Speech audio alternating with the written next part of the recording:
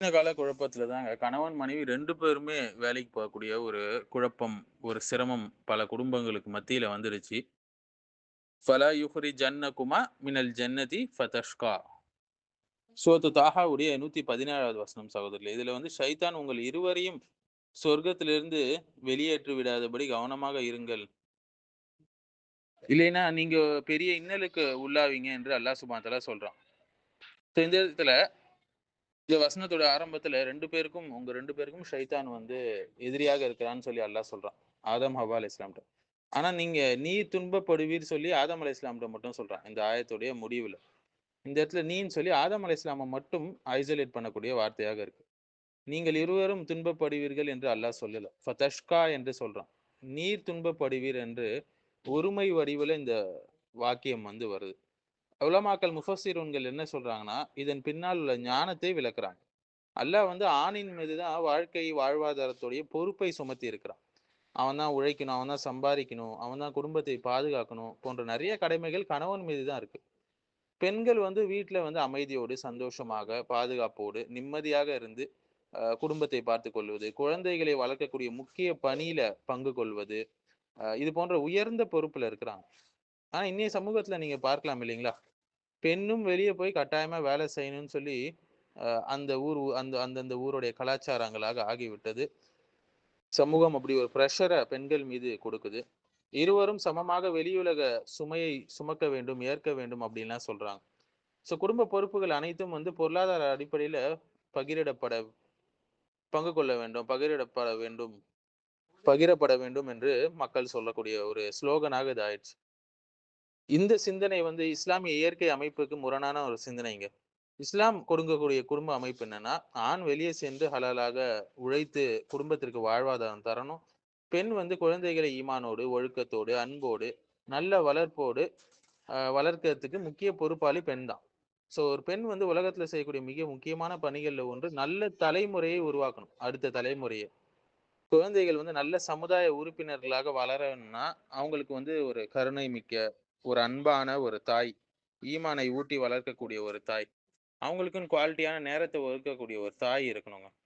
நற்பண்புகளை அந்த குழந்தைக்கு சின்ன வயசுலேருந்து விதைக்கணும்னா, ஒரு தாய் கண்டிப்பா தேவைப்படுறா. ஆண் வந்து வெளி உலகத்துல போய் வாழ்க்கை போராட்டத்த சந்திச்சு, பொருளாதார சுமைகள், மன அழுத்தம், பிரச்சனைகள், போட்டிகள், கஷ்டங்கள் என எல்லாத்தையும் எதிர்கொள்றான். அதுக்கேத்த மாரி தான் அல்லாஹ் அவன திடகாத்திரமா படைச்சிருக்கான். அவன் வீட்டுக்கு திரும்பும்போது உடல் சோர்வோடு மட்டும் கிடையாது, மன சோர்வோடும் திரும்புறான். அப்போ வீட்ல அவனுக்கு அமைதியின் இடமாக, சந்தோஷத்தின் இடமாக, நிம்மதியின் இடமாக பெண் இருக்கணும். ஆனா வீட்டுக்கு வந்து பார்த்தா இப்ப பெண்கள் இல்ல. அவங்க ஒரு ஷிஃப்ட் வேலைக்கு போயிடுறாங்க. பிள்ளைகள் ஸ்கூலுக்கு போயிட்டு வந்தா, அவங்களுக்கு அன்பு காட்டக்கூடிய ஒரு தாய் இல்ல. அவங்களும் வேலைக்கு போறாங்க. இவரும் வேலைக்கு போறாரு, அவங்களும் வேலைக்கு போயிறாங்க. இதனால கணவனுக்கும் பாதிப்பு, பிள்ளைகளுக்கும் பாதிப்பு, அந்த பெண்ணுக்கும் பாதிப்பு. பல ஆராய்ச்சிகள், கருத்து கணிப்புகள் என்ன சொன்னா, பெண்கள் எந்த அளவுக்கு பாதிக்கப்படுறாங்க வேலைக்கு போறதுனால, உடல் ரீதியாக, உள்ளம் ரீதியாக என்று நெறைய ஆராய்ச்சிகள் வந்திருக்கு இப்போ. அவங்க மீது அவ்வளோ பெரிய ஸ்ட்ரெஸ்ஸா அது இருக்கு. அதை அவங்களே விரும்பல என்று பெண்களே சொல்கிறார்கள். அந்த காலத்துல இருந்த சாலிகான பெண்கள் என்ன சொல்லுவாங்கன்னா, கணவன் வேலைக்கு போகும்போது, எங்களால பசியை சகித்துக் கொள்ள முடியும். ஆனால் ஹராமான உணவை சகிக்க முடியாது. அதாவது நரக நெருப்பை எங்களால் சுமக்க முடியாது. ஹராமான வாழ்வாதாரத்தின் மூலம் என்று சொல்லுவாங்க. இதுதான் சாலிகான பெண்கள் சகோதரர்களே. அல்லாஹ்வுக்கு பயப்படுங்கள் என்று சொல்லி கணவனை அனுப்புவாங்க. இப்ப சொல்றதுக்கு ஆள் இல்ல. ஏன்னா அவங்க தான் வேலைக்கு போயிட்டாங்களே. எப்படியாவது இன்னைக்கு எப்படி சொல்றாங்கன்னா பலரும் எப்படியாவது சம்பாதிச்சுட்டு வீட்டுக்கு கொண்டு வா காச என்று அழுத்தம் கொடுக்கிறார்கள். இல்லன்னா வெளிநாட்டுக்கு அனுப்பிச்சு விடுறது கணவன. ஹலாலான வழியில தான் பொருளாதாரம் கிடைத்தல் திருப்தி சகோதரர்களே என்ற மனநிலையுடன் பெண்கள் இருந்தார்கள்.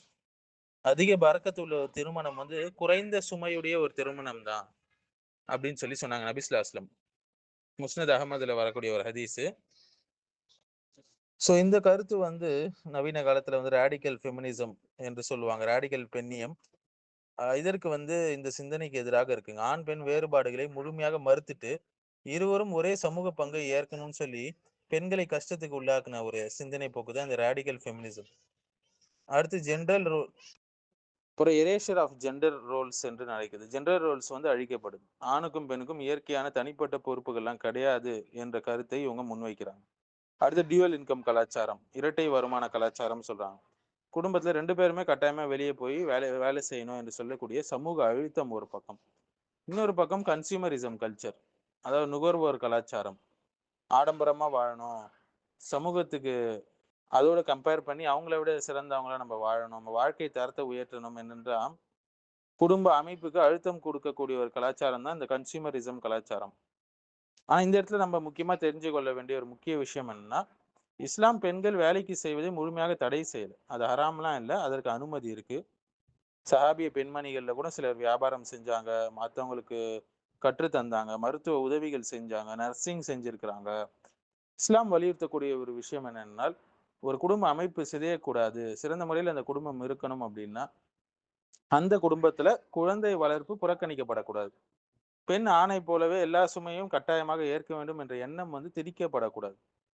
இந்த வசனத்துல அல்லாஹ் என்ன சொல்றான், அவங்களை குறிப்பிட்டு குடும்ப வாழ்வாதார பொறுப்பு முதன்மையாக ஆண் கிட்ட தான் இருக்கு என்பதை இந்த வசனம் நமக்கு சொல்லி காட்டுது. இந்த வசனம் நமக்கு இஷாரா செய்கிறது என்று உலமாக்கள் கூறுகிறார்கள். பலரும் இன்றைக்கு வேலைக்கு போகக்கூடியவர்கள் குடும்பத்துடைய தேவை சுமை என்பதை தாண்டி பலரும் சுகபோகமாக வாழ வேண்டும் என்று இந்த கன்சியூமர் கல்ச்சர்னால தாக்கம் ஏற்பட்டு ஆடம்பரமாக வாழ வேண்டும் என்றுதான் 2 பேருமே வேலைக்கு போகிறார்கள். தேவை உணவுக்கு கூட வழி இல்லை, வாழ்வாதாரத்துக்கு வழி இல்லை என்று வேலைக்கு போகக்கூடிய கப்பிள்ஸ் ரொம்ப ரொம்ப ரொம்ப கம்மி நாட்டுல. இது மட்டும் இல்லாம குழந்தைகளுக்கு என்னென்ன பாதிப்புகள் இருக்கும் என்பதையும் நம்ம பார்ப்போம் இன்ஷா அல்லாஹ். நவீன காலத்துல பார்க்கலாம் இல்லைங்களா, எல்லாருமே என்ன செய்யறாங்க, தாய் தந்தை 2 பேருமே குடும்பத்துல வேலைக்கு போகக்கூடியவங்களா இருக்கிறாங்க. ஸோ இதனால் குழந்தைக்கு ஏற்படக்கூடிய 20 பாதிப்புகளை நம்ம பார்க்க போறோங்க. பல குழந்தைகள் நல்ல முறையில வளர்கிறாங்களா என்று கேட்டால் இல்லை என்பதுதான் பதிலாக இருக்கு. ஏன்னா பெற்றோருடைய கவனம் சரியா இல்லை அவங்க மீது. பெற்றோர் குவாலிட்டியான டைமை கொடுக்கல பிள்ளைங்களுக்கு. ஸோ பிள்ளைகளை வளர்ப்பதை விட தாய்மார்களுக்கு பெரிய முக்கியமான வேலை என்பது எதுவும் கிடையாது இந்த உலகத்துல. ஏன்னா வீட்டை பார்த்து கொள்ளக்கூடிய நிர்வகிக்கக்கூடிய ஒரு ராணியாக ஒரு பெண் இருக்கிறாள். அந்த குடும்பத்தை நிர்வகிக்கக்கூடிய ஒரு ராஜாவாக அந்த ஆண் இருக்கிறான். இப்படி சூழல்ல வளரக்கூடிய பிள்ளைகள் எப்படி நினைப்பாங்கன்னா, தங்களுக்கு அன்பு குறைவா காட்டப்படுது என்று நினைப்பாங்க. பெற்றோர் நேரம் கொடுக்காததுனால குழந்தை நான் அவங்களுக்கு முக்கியம் இல்லை, 2 பேரும் வேலை வேலைன்னு ஓடுறாங்க என்று உணர்வாங்க. ஸோ பாண்டிங் குறைஞ்சிடும். அடுத்து தனிமை உணர்வு அவங்களுக்கு இருக்கும். அடுத்து செல்ஃப் எஸ்டீம் அவங்களுக்கு ரொம்ப குறைவா இருக்கும்னு சொல்றாங்க சைக்காலஜிஸ்ட். அடுத்தது அதிக அட்டென்ஷன் சீக்கிங் உடைய பிள்ளைங்களா அவங்க இருப்பாங்க. அதிக கவனம் தேடக்கூடிய நடத்தை உள்ளவங்களாக இருப்பாங்க. மேலும் அவங்க நடத்தையில பிஹேவியரல்ல பிரச்சனைகள் இருக்கும், அடிக்ஷனா இருப்பாங்க, ஸ்கிரீன் அடிக்ஷன் இருக்கும், பேட் கம்பெனி, கெட்ட நண்பர்கள் இருப்பாங்க. நல்ல நண்பர்களாக பெற்றோர்கள் இல்லாத போது அவங்க நண்பர்களை தேடி தெரிவாங்க. ஸோ பெற்றோர்களுடைய கவனிப்பு இல்லாதனால தவறான ஃப்ரெண்ட்ஸ் கூட பழகுவாங்க.